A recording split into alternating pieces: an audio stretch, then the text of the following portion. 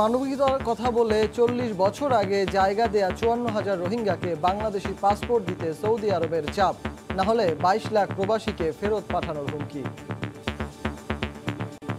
এদের passport issue না করো তাহলে তোমাদের যে এত লোকজন আনতেছি অন্যান্য দেশের থেকে বেশি, আমরা এটা বন্ধ করে দিব। পাসপোর্ট দেওয়ার প্রশ্নই ওঠে না, পেছনের কারণ খোঁজার পরামর্শ। বাংলাদেশ যেখানে রোহিঙ্গাদের ফেরত পাঠানোর জন্য আপ্রাণ চেষ্টা করে যাচ্ছে, বিশ্ব সমাজ যেখানে করে যাচ্ছে, সেখানে যদি এটা অ্যাকসেপ্ট করে বাংলাদেশ একটা দেউলিয়াপনার মধ্যে পড়বে। দেখছিলেন প্রধান শিরোনাম, রাত ১১টার সময় সঙ্গে আছি আমি সজল মিত্র রিচার্ড। এবার অন্যান্য শীর্ষ সংবাদ। এই গেট থেকে বলে ওই দিকে যান, ওই দিক থেকে বলে এই দিকে যান। প্রতিদিন আইসা আমরা ফিরে যাই। ১২০ জন প্রথম নিছে আর বাকি সব লাখে বিক্রি করতেছে। আকামার মেয়াদ বাড়ানোর ঘোষণা এলেও পিছু ছাড়ছে না বিড়ম্বনা। বিমান কার্যালয়ে হাজারো প্রবাসীর ভিড়, নেই শৃঙ্খলার বালাই। ১ অক্টোবর থেকে ফ্লাইট চালু। অটো প্রমোশন নয়, নিজস্ব পদ্ধতিতে মূল্যায়ন করবে স্কুলগুলো। জাতীয় শিক্ষা বোর্ডের বৈঠক শেষে ব্রিফিং। বিবেচনায় নেওয়া হবে অনলাইন ক্লাস, বাড়তে পারে ঝরে পড়ার সংখ্যা। স্বাস্থ্যের গাড়ি চালক মালিকের আত্মীয় স্বজনের নামে অঢেল সম্পদ, আয়কর রিটার্নেও গরমিল। ২ কোটি টাকার সম্পদের উৎস অজানা।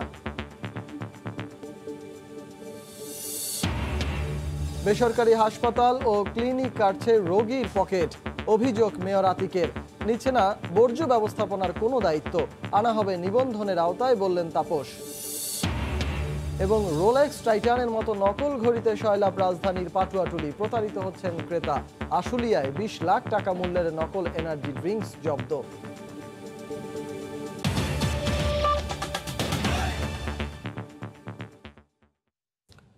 রোহিঙ্গা ইস্যুটি বারবার গলার কাটা হয়ে উঠছে বাংলাদেশের। সৌদি আরবে অবস্থানরত ৫৪,০০০ রোহিঙ্গাকে এবার বাংলাদেশি পাসপোর্ট দিতে চাপ দিচ্ছে দেশটি। না হয় সেখানে বর্তমানে কর্মরত ২২ লাখ বাংলাদেশিকে ফেরত পাঠানোর হুমকি দেয়া হচ্ছে। তবে কোনো রোহিঙ্গাকে বাংলাদেশি পাসপোর্ট দেয়া হবে না বলে সাফ জানিয়ে দিয়েছেন পররাষ্ট্রমন্ত্রী। এ নিয়ে আগামী রোববার জরুরি বৈঠকে বসবেন দুই দেশের মন্ত্রী।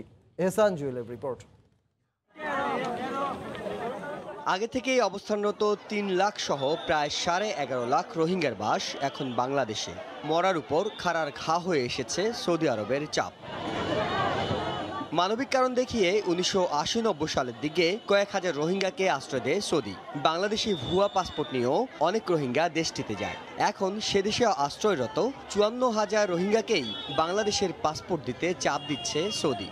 তারা কিন্তু এটা বলে নাই যে ৫৪,০০০ কি তোমরা নিয়ে যেতে, বলছে তাদের তোমাদের দেশের পাসপোর্ট ইস্যু করো। এদের তো কোনো পাসপোর্ট, কোনো ডকুমেন্ট নাই। তোমরা যদি ওদের পাসপোর্ট ইস্যু করো, রিইস্যু করো, তাহলে ভালো। আমরাও করিনি। অন্যথায় বাংলাদেশিদের ফেরত পাঠানোর হুমকি দেশীয় শ্রমিকদের অন্যতম এই বাজারের। বলছে যে তোমরা যদি এগুলো না নাও কিংবা এদের পাসপোর্ট ইস্যু না করো তাহলে তোমাদের যে এত লোকজন আনতেছি অন্যান্য দেশের থেকে বেশি, আমরা এটা বন্ধ করে দিব। আর তোমাদের ২২ লাখ লোক এখানে থাকে, তাদের সম্পর্কে আমরা নেতিবাচক অবস্থান নেব। সৌদির দাবিতে রোহিঙ্গাদের কাগজপত্র যাচাইয়ে পররাষ্ট্র সচিবের নেতৃত্বে একটি কমিটি করেছে বাংলাদেশ। তবে চাপের কাছে নতি স্বীকার না করার পরামর্শ বিশেষজ্ঞদের। পুরো বিষয়টাই কিন্তু আমাদের নিজস্ব দুর্বলতা থেকে এসছে। প্রথম দুর্বলতাটা হলো যে এই যে পাসপোর্ট পাওয়া এবং ফেক সার্টিফিকেট গুলি পাওয়া, সেগুলি কিন্তু এখন বাস্তব ফ্যাক্টর হিসেবে দেখা দিচ্ছে, এটা একটা। আর দ্বিতীয় যে জিনিসটা থাকে, কূটনৈতিকভাবে আমাদেরকে অবশ্যই শুধুমাত্র সৌদি আরব না, অন্যান্য রাষ্ট্রগুলির সাথেও এইখানে একটা তৎপরতা চালাতে হবে। কারণ ওআইসি রাষ্ট্রগুলি পারে এই বিষয়টাতে রিয়াদের একটা পজিটিভ সম্মতি তৈরি করতে। ২৭শে সেপ্টেম্বর পররাষ্ট্রমন্ত্রীর সাথে জরুরি বৈঠকে সৌদি পররাষ্ট্রমন্ত্রী বিষয়টি উত্থাপন করলে নিজেদের অবস্থান জানিয়ে দেবে বাংলাদেশ। এহসান জুয়েল, সময় সংবাদ, ঢাকা। এদিকে সৌদি আরব নিজস্ব বৈশ্বিক ভূ রাজনীতিতে তাদের সংকট কাটাতে এই অযৌক্তিক চাপ সৃষ্টি করেছে বলে মনে করছেন কূটনৈতিক ও নিরাপত্তা বিশ্লেষকরা। সৌদি আরবে রোহিঙ্গাদের বাংলাদেশি পাসপোর্ট দিলে বড় ধরনের নিরাপত্তা ঝুঁকির আশঙ্কা করছেন তারা। এই অবস্থায় এ ধরনের চাপ সৃষ্টির আসল কারণ খুঁজে বের করার তাগিদ বিশ্লেষকদের। 1977 সালে তৎকালীন সৌদি বাদশাহ খালেদ বিন আব্দুল আজিজ আল সৌদ মানবিকতার কথা বলে 54,000 রোহিঙ্গাকে সে দেশে আশ্রয় দেন এবং পরবর্তী নির্দেশ না দেওয়া পর্যন্ত তারা সৌদি আরবে অবস্থান করবেন বলে ঘোষণা দেন। এরপর থেকে এই রোহিঙ্গারা সৌদি আরবে বসবাস করে আসছে। দীর্ঘ সময়ের ব্যবধানে সেই রোহিঙ্গাদের সংখ্যা সন্তানাদি নাতিপুতি মিলিয়ে বর্তমানে 2.5 লাখে দাঁড়িয়েছে। এখন এদের ফেরত পাঠাতে চায় সৌদি আরব, আর এই রোহিঙ্গাদের পাসপোর্ট দিতে তারা চাপ দিচ্ছে বাংলাদেশকে। এই চাপ সৃষ্টির পেছনে বর্তমানে মধ্যপ্রাচ্যে সৌদি আরবের ভূ রাজনীতিতে নিজেদের অবস্থান সংকটের প্রধান কারণ হিসেবে দেখছেন আন্তর্জাতিক সম্পর্ক বিশ্লেষকরা।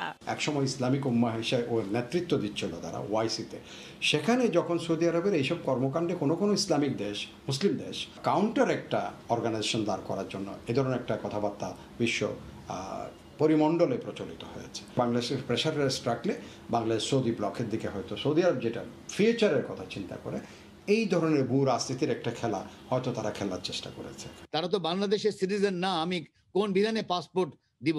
যদি পাসপোর্ট দিতেই হয়, সৌদি আরবিয়ার যথেষ্ট ক্ষমতা আছে, মিয়ানমারকে সে প্রেশার দিচ্ছে না কেন পাসপোর্ট দেওয়ার ব্যাপারে, যে তারা যেন পাসপোর্ট দিতে পারে। এই চাপের নেপথ্যে গোপন কারণ ও বড় ধরনের নিরাপত্তা ঝুঁকি রয়েছে বলে অভিমত এই নিরাপত্তা বিশ্লেষকের। এর পেছনে সবসময় একটি কোনো গোপন উদ্দেশ্য থাকতে পারে, কারণ আমরা জানি যে এখানে অনেকগুলোই রোহিঙ্গা কাজ করেছে বা যারা এখানে আছে তাদের অনেকেই সৌদি আরব থেকে এসে এদের সাথে মিশে আছে। সম্প্রতি সৌদি আরবে আশ্রিত 54,000 রোহিঙ্গা শরণার্থীকে পাসপোর্ট দিতে সে দেশের সরকার বাংলাদেশকে চাপ দিচ্ছে বলে গণমাধ্যম জানিয়েছে। ফেরদৌস লিপি, সময় সংবাদ, ঢাকা। সৌদি আরবে অবস্থানরত প্রায় 54,000 রোহিঙ্গাকে বাংলাদেশি পাসপোর্ট দিতে রিয়াদ যে চাপ দিচ্ছে তা নিয়ে দেশটির বাংলাদেশি কমিউনিটিতে দেখা দিয়েছে ঘোর উদ্বেগ। প্রবাসী বাংলাদেশিরা বলছেন, কূটনৈতিকভাবে এই সমস্যার সমাধান করা না গেলে আগামীতে বাংলাদেশের শ্রমবাজার ঝুঁকিতে পড়বে। জেদ্দা থেকে আল মামুন শিপনের রিপোর্টে বিস্তারিত। দীর্ঘ 40 বছরের অধিক সময় থেকে সৌদি আরবে রোহিঙ্গারা বসবাস করছেন। সৌদি আরবের তৎকালীন মহামান্য বাদশাহ মানবিক দিক বিবেচনা করে রোহিঙ্গা মুসলিমদেরকে এখানে আশ্রয় দিয়েছেন। এসব রোহিঙ্গারা বিশেষ করে পবিত্র নগরী মক্কা, মদিনা, জেদ্দা, তায়েফ, ইয়াম্বো সহ এসব অঞ্চলগুলোতে বসবাস করছেন এবং রোহিঙ্গারা বিভিন্ন সময়ে বিভিন্ন কৌশল অবলম্বন করে বাংলাদেশি দালালদের ব্যবহার করে তারা কিন্তু বিভিন্ন সময়ে বাংলাদেশি পাসপোর্ট হাতিয়ে নিয়েছে। তারা বিভিন্ন সময় বিভিন্ন অপকর্ম করলে কিন্তু তারা এই বাংলাদেশি নাগরিক পরিচয় দিতেন। বর্তমান এই সময়ে সৌদি সরকার যে 54,000 রোহিঙ্গাদেরকে বাংলাদেশের নাগরিকত্ব দেওয়ার জন্য বাংলাদেশ সরকারকে চাপ দিচ্ছে, সে বিষয়ে কমিউনিটি এবং প্রবাসী বাংলাদেশিদের জনমনে আতঙ্ক বিরাজ করছে। যত অপকর্ম আছে সব রোহিঙ্গারা করে, অথচ বাঙালিদের নাম হয়। সাদের চলাফেরা, সাদের আমাদের সমস্যা হয় না, আমাদের চাকরির সমস্যা হবে, আমাদের চলাফেরার সমস্যা হবে। কোনো বিপদে পড়লে রোহিঙ্গারা বাংলাদেশের পরিচয় দিয়ে বাংলাদেশের ভাবমূর্তি নষ্ট হইতেছে। সৌদি সরকার বলেছেন যে এদেরকে নাগরিকত্ব না দিলে বাংলাদেশের সবচেয়ে বড় শ্রমবাজার সৌদি আরব, এখানে বাংলাদেশি শ্রমিক কমিয়ে নেওয়া হবে। এ বিষয়েও কিন্তু প্রবাসী বাংলাদেশিরা খুবই আতঙ্কে রয়েছে। বাংলাদেশ সরকার এবং সৌদি সরকারের সাথে দ্বিপাক্ষিকভাবে আলোচনা খুবই গুরুত্বপূর্ণ ভূমিকা রাখতে পারে। আল মামুন শিপন, সময় সংবাদ, জেদ্দা, সৌদি আরব। এদিকে সৌদিগামী সব বাতিল ফ্লাইট চালু হচ্ছে 1 অক্টোবর। ভিসা নিয়েও সুখবর দিলেন পররাষ্ট্রমন্ত্রী। এদিকে আকামা ভিসার মেয়াদ নিয়ে এখনও অনেক প্রশ্নের উত্তর পাচ্ছেন না সৌদি প্রবাসীরা। কাগজপত্র হাতে তারা ভিড় করেন মতিঝিলে বিমান বাংলাদেশ এয়ারলাইন্সের কার্যালয়ের সামনে। আর কারওয়ান বাজারে সৌদি এয়ারলাইন্সের কার্যালয়ের সামনে দিনভর টিকিট প্রত্যাশীদের উপচে পড়া ভিড় ছিল। দুর্ভোগ যেন পিছু ছাড়ছে না সৌদি প্রবাসীদের। শৃঙ্খলা নেই, সঠিক তথ্য নেই, তবু টিকিট বিক্রির খবরে মতিঝিলে ভিড় করেন হাজার হাজার সৌদি প্রবাসী। বৃহস্পতিবার সকাল থেকে 16 ও 17 মার্চ বাংলাদেশে আসা রিটার্ন টিকিটধারীদের ভিসা, আকামা ও নির্ধারিত অ্যাপস সঙ্গে নিয়ে আসতে বলা হয় বিমান কার্যালয়ে, কিন্তু সেই নির্দেশনা জানা নেই বেশিরভাগ সৌদি প্রবাসীর। আকামার মেয়াদ বাড়ানোর ঘোষণাও কাটেনি তাদের দ্বিধা। গভর্নমেন্ট যে আকামার ডেট বাড়াইছে, এখনো তো আমি কনফার্ম না। যার ভিসার ডেট আছে এবং কি আকামার ডেট আছে তাদেরকে এখন টিকিট দেওয়া হইতেছে, আর যাদের ভিসা ডেট নেই তাদেরকে বলতেছে যে আপনি ভিসা ডেট বাড়ায় নিয়ে আসেন, কফিলের সাথে যোগাযোগ করেন। পরিস্থিতি মোকাবেলায় আগামী 29 তারিখ ঢাকা রিয়াদ ও 30 সেপ্টেম্বর ঢাকা জেদ্দা রুটে সৌদি প্রবাসীদের জন্য আরও 2টি বিশেষ ফ্লাইট পরিচালনার ঘোষণা দিয়েছে বিমান বাংলাদেশ এয়ারলাইন্স। 18, 19 এবং 20 মার্চের টিকিট যাদের কাছে জেদ্দার টিকিট আছে তারাই কেবলমাত্র এখন থেকে বিমানের কাউন্টারে তাদের আসন বরাদ্দের জন্য যাবেন, এবং যাদের কাছে 18 এবং 19 মার্চের রিয়াদের টিকিট আছে তারাই বিমান কাউন্টারে টিকিট কনফার্মেশনের জন্য যাবেন। এদিকে পররাষ্ট্রমন্ত্রী জানালেন সৌদি আরবগামী বিমানের সব বাতিল ফ্লাইট চালু হবে 1 অক্টোবর থেকেই। যাত্রীদের PCR টেস্টের রিপোর্ট থাকতে হবে এবং পৌঁছানোর পর থাকতে হবে 14 দিন কোয়ারেন্টিনে। আমাদের রাষ্ট্রদূত সৌদি আরবের আমাদের জানালেন বিমানের ফ্লাইটগুলো যারা বাতিল করেছিল তারা বলেছে সবগুলো 1 তারিখ থেকে চালু হবে। যাদের ভিসা উত্তীর্ণ হয়ে গেছে সৌদি সরকার বলেছে কোনো সমস্যা নাই, তারা রোববারে তাদের অফিস খুলবে, তখন গিয়ে তারা ভিসা নবায়ন করতে পারে। অন্যদিকে 5 দিন অপেক্ষার পর নতুন করে টিকিট বিক্রি শুরু করেছে সৌদি এয়ারলাইন্স। একই সঙ্গে চলমান সংকট সমাধানে আরও ফ্লাইট বাড়ানোর চেষ্টা চলছে বলেও জানায় কর্তৃপক্ষ। যে কষ্ট হয়েছে এমনিদের টিকিট পাইছি, অনেক খুশি, আল্লাহর কাছে লাখ লাখ শুকরিয়া, আমি টিকিট পাইছি। টিকিট প্রত্যাশীদের অনেকে অভিযোগ করলেন কালোবাজারে টিকিট বিক্রি এবং সঠিক তথ্য না পাওয়ার। এই গেট থেকে বলে ওই দিকে যান, ওই দিক থেকে বলে এই দিকে যান, বলছে যে 500 পর্যন্ত নিব, কিন্তু লাস্টে দেখবেন যে আপনারা ব্ল্যাকে সব মনে করেন যে বিক্রি করে দিব। সৌদি এয়ারলাইন্সের টিকিট বুকিং ম্যানেজার জানান বৃহস্পতিবার প্রাথমিকভাবে 500 টোকেনধারীকে টিকিট সরবরাহ করা হবে, বাকিদের পর্যায়ক্রমে টিকিট দেওয়া হবে। আজকে আমরা 500 সার্ভ করার ইনশাআল্লাহ চেষ্টা করতেছি, কালকে পরশু এভাবে গ্রাজুয়ালি আমরা করব, যত তাড়াতাড়ি পারি এটা ক্লিয়ার আপ করার চেষ্টা করব। বুধবার চলমান সংকট সমাধানে সৌদি প্রবাসীদের ভিসার মেয়াদ 24 দিন বাড়ানো হয়। সাদাত রহমতুল্লাহ, সময় সংবাদ, ঢাকা। স্বাস্থ্যের গাড়ি চালক মালেক শুধু নিজের নামেই সম্পদ গড়েননি, তার বেশিরভাগ সম্পদই স্ত্রী ও আত্মীয় স্বজনের নামে। তথ্য গোপন করেও আয়কর রিটার্নে প্রায় 2 কোটি টাকার সম্পদের কোনো বৈধ উৎস দেখাতে পারেননি মালেক ও তার স্ত্রী নার্গিস বেগম। এদিকে স্বাস্থ্য খাতে অর্থের 9-6 সুযোগ সৃষ্টিতে মন্ত্রণালয়কে দুষছেন খাত সংশ্লিষ্টরা। সেলিয়া সুলতানার রিপোর্ট। 2017-18 সালে মালেক ও তার স্ত্রীর সম্পদ পাওয়া যায় 2,30,99,000 টাকা, পারিবারিক ব্যয় 10,20,000 টাকা। অথচ তিনি ও তার স্ত্রী নার্গিস বেগমের আয় দেখান 45,50,000 টাকা। বাকি 1,85,00,000 টাকার কোনো বৈধ উৎসই তিনি দেখাতে পারেননি। এছাড়া তার অঢেল সম্পদের মালিকানায় রয়েছেন পরিবারের সদস্যরা। এর মধ্যে হাতিরপুল এলাকায় নির্মাণাধীন 10 তলা ভবনের কাজ স্থগিত আছে আদালতের হস্তক্ষেপে। মেয়ের নামে রয়েছে 15 কাঠার উপর ডেইরি ফার্ম। এছাড়া আরেক স্ত্রীর সম্পদের বিবরণী দাখিল করেননি তিনি। সম্পদের বেশিরভাগই পৈতৃক সম্পত্তি বলে দাবি করেন মালেক।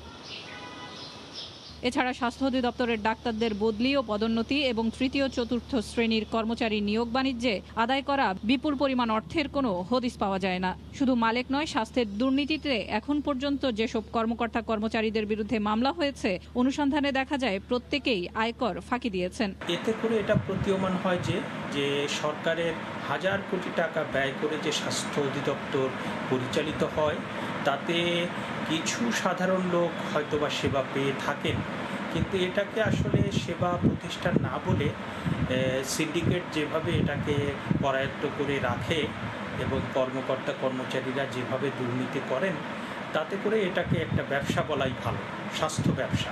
স্বাস্থ্যের কর্মকর্তা কর্মচারীদের কোটিপতি বনে যাওয়া, মন্ত্রণালয়ের নিয়ন্ত্রণহীনতাকে দুষছেন সচিব সভাপতি।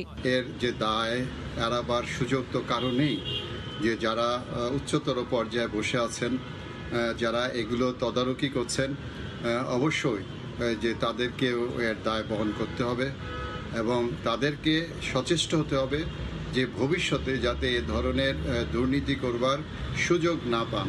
সেলিয়া সুলতানা, সময় সংবাদ, ঢাকা। জলবায়ু পরিবর্তন মোকাবেলায় প্যারিস জলবায়ু চুক্তি বাস্তবায়ন সহ বিশ্ব সম্প্রদায়কে 5 দফা পরামর্শ দিয়েছেন প্রধানমন্ত্রী শেখ হাসিনা। বৃহস্পতিবার জাতিসংঘ সাধারণ পরিষদের 75তম অধিবেশনে জলবায়ু পরিবর্তন মোকাবেলায় কার্যকর ব্যবস্থা নিয়ে শীর্ষ পর্যায়ের ভার্চুয়াল রাউন্ড টেবিলে একথা বলেন তিনি। এ সময় জলবায়ু পরিবর্তন মোকাবেলা ও পানি ব্যবস্থাপনায় বাংলাদেশের নেয়া ডেল্টা প্ল্যান 2021 প্রস্তুতি নেওয়া হয়েছে বলেও জানান তিনি। Political leadership must encourage robust international collaboration. The global temperature increase must be limited up to 1.5 degrees Celsius, and all Paris provisions must be implemented. Promised funds have to be made available to the vulnerable countries. Polluting countries must increase their NDCs through necessary mitigation measures. Recognize that rehabilitation of the climate refugees is a global responsibility. স্বাস্থ্য অধিদপ্তরের হিসেবে করোনায় আক্রান্ত হয়ে দেশে গত 24 ঘন্টায় 28 জন মারা গেছেন। নতুন শনাক্ত হয়েছেন 1540 জন রোগী। এ নিয়ে দেশে মোট রোগীর সংখ্যা 3,55,384 জন।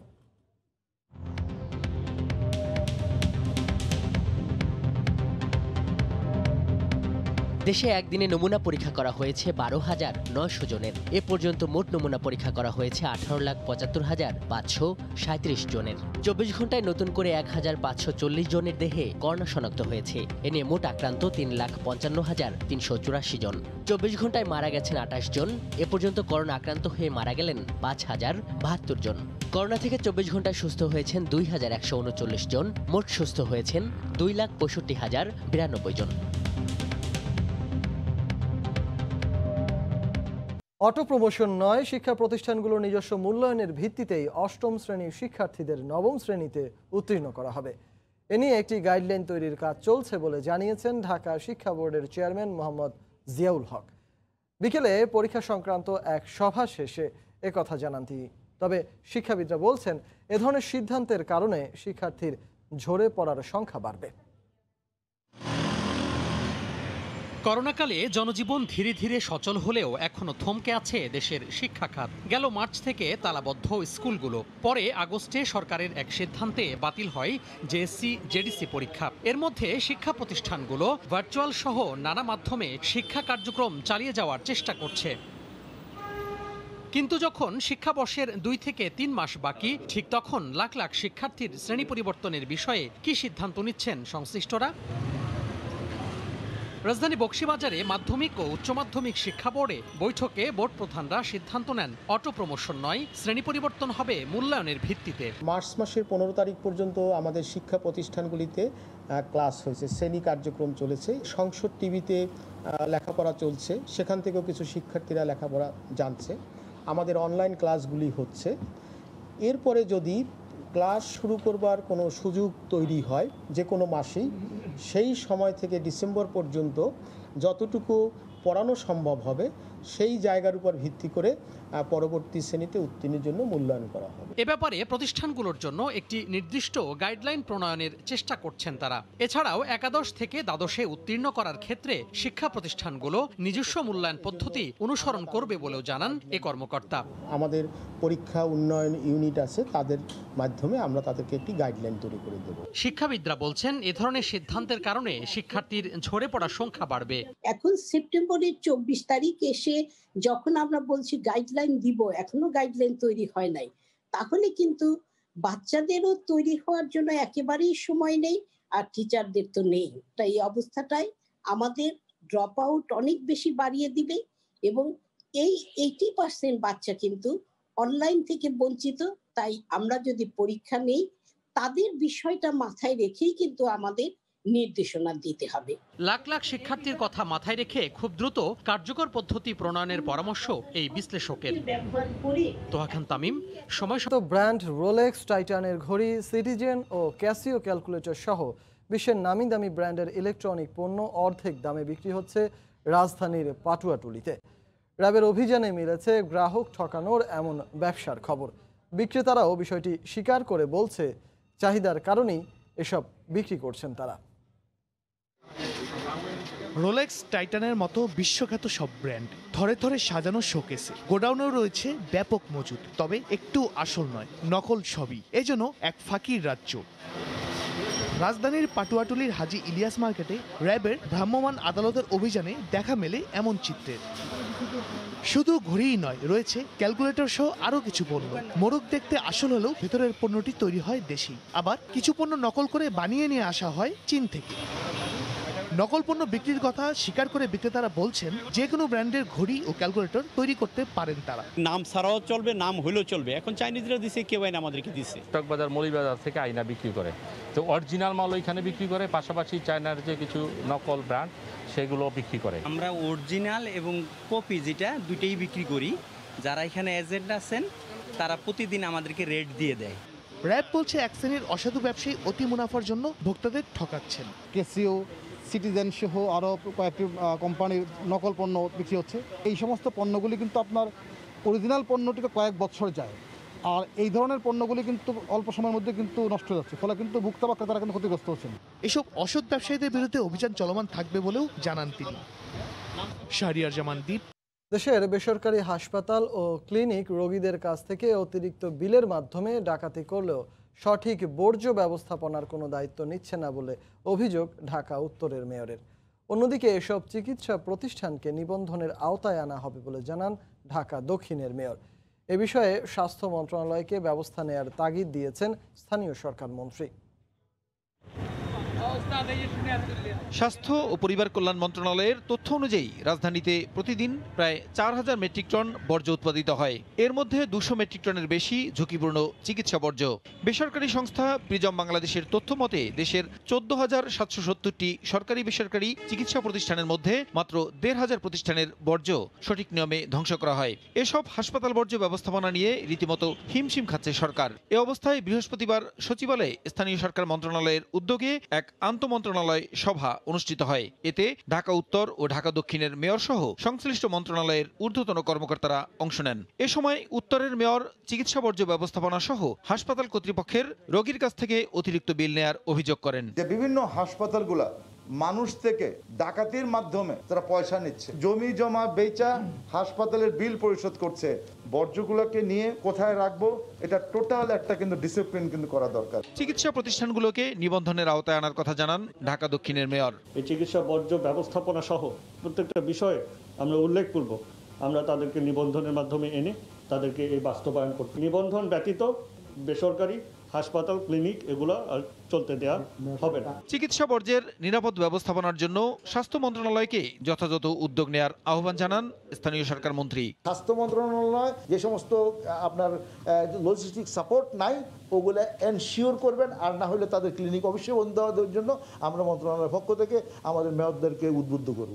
এ বিষয়ে স্বাস্থ্য মন্ত্রণালয় ও স্থানীয় সরকার বিভাগ সমন্বিত উদ্যোগে কাজ করবে বলেও জানান স্থানীয় সরকার মন্ত্রী। অভিযান হলো এই জন্য যাতে নাকি এই কাজটা। দেখছেন রাত 11টার সময়। দেশের পুঁজিবাজার থেকে বড় অঙ্কের অর্থ সংগ্রহে আইপিওর অনুমোদন পেয়েছে রবি। এরই মধ্যে বাজারে লেনদেন শুরু করেছে ওয়ালটনের, আর তালিকাভুক্তির অপেক্ষায় আছে এনার্জি প্যাকের মতো বড় প্রতিষ্ঠান। সংশ্লিষ্টরা বলছেন এমন প্রতিষ্ঠান পুঁজিবাজারে গভীরতা বাড়িয়ে টেকসই করতে সহায়ক হবে। বিশ্লেষকরা বলছেন বর্তমান পুঁজিবাজারের তারল্য বিবেচনা করে বড় অঙ্কের আইপিও অনুমোদন দিতে হবে পরিকল্পিত বিরতি দিয়ে। হরিপদ সাহার রিপোর্ট। দেশের পুঁজিবাজারে ভালো ব্যবসা করছে এমন টেকসই ও বিনিয়োগযোগ্য প্রতিষ্ঠানের সংখ্যা কম। দীর্ঘদিন ধরেই বিশ্লেষক ও বিনিয়োগকারীরা একে পুঁজিবাজারের বড় দুর্বলতা বলে আসছেন। এই অবস্থায় নিয়ন্ত্রক প্রতিষ্ঠান বিএসইসির অনুমোদন নিয়ে দেশের বৃহত্তম ইলেকট্রনিক পণ্য বাজারজাতকারী প্রতিষ্ঠান ওয়ালটন পুঁজিবাজারে এসেছে। বড় মূলধনী এ প্রতিষ্ঠানের শেয়ারের মাত্র 0.97% প্রাতিষ্ঠানিক ও সাধারণ বিনিয়োগকারীদের, বাকিটা স্পন্সর বা উদ্যোক্তাদের হাতে। এদিকে বুধবার বিএসইসির সভায় মোবাইল অপারেটর প্রতিষ্ঠান রবির আইপিও অনুমোদন করা হয়। 10 টাকা ফেস ভ্যালুর প্রায় 52 কোটি 38 লাখ শেয়ার ছাড়বে রবি। গত মাসেই বিএসইসি এনার্জি প্যাক পাওয়ার জেনারেশনের আইপিও অনুমোদন করে। কোম্পানিটি পুঁজিবাজার থেকে 150 কোটি টাকা মূলধন সংগ্রহ করবে 15 কোটি শেয়ার ছেড়ে। পুঁজিবাজার সংশ্লিষ্টরা বলছেন ভালো আর্থিক ভিত্তির বড় প্রতিষ্ঠান বাজারকে শক্তিশালী করবে। 523.8 করোড় টাকার যে রবির যে আইপিও এসছে, এইটা খুব ভালো একটা ওয়েলকাম সিদ্ধান্ত বিএসইসির আমি বলবো। তার কারণ এরকম একটা বড় জায়েন্ট টেলিকম কোম্পানি সেকেন্ড বাংলাদেশের বাজারে আসলো, এটা খুব ভালো একটা ইমেজ পুঁজিবাজারে আনবে। বড় কোম্পানি যত তালিকাভুক্ত হবে পুঁজিবাজারের গভীরতা বাড়বে, ভালো বিনিয়োগকারীর অংশগ্রহণ বাড়বে। লাভজনক বড় প্রতিষ্ঠান বাজারে তালিকাভুক্ত হলে সাধারণ বিনিয়োগকারীরা ঝুঁকি কমানোর সুযোগ পায়। তবে এক্ষেত্রে যৌক্তিক পরিমাণ শেয়ার ছাড়েরও গুরুত্ব তুলে ধরেন এই বিশ্লেষক। ভালো শেয়ার যদি পর্যাপ্ত না ছাড়ে বেনিফিট পাবে না, আবার যদি খারাপ শেয়ার পর্যাপ্ত ছাড়ে সেটা দেখা যাচ্ছে আপনার মার্কেট লুজার হবে। যদি বড় বড় কোম্পানি অনেক বেশি শেয়ার বাজারে আপলোড করে অবশ্যই তাহলে আমাদের ফাঁক করে আনতে হবে। একটা কোম্পানি আসলে তার কয়েক মাস পরে আরেকটা কোম্পানি আসতে হবে। নিয়ন্ত্রক সংস্থা ও অ্যাসেট ম্যানেজমেন্ট প্রতিষ্ঠানগুলো ভালো মৌলভিত্তির প্রতিষ্ঠিত কোম্পানি তালিকাভুক্তির চেষ্টা অব্যাহত রাখবে বলে আশা করেন পুঁজিবাজার বিশ্লেষকরা। হরিপদ সাহা, সময় সংবাদ, ঢাকা।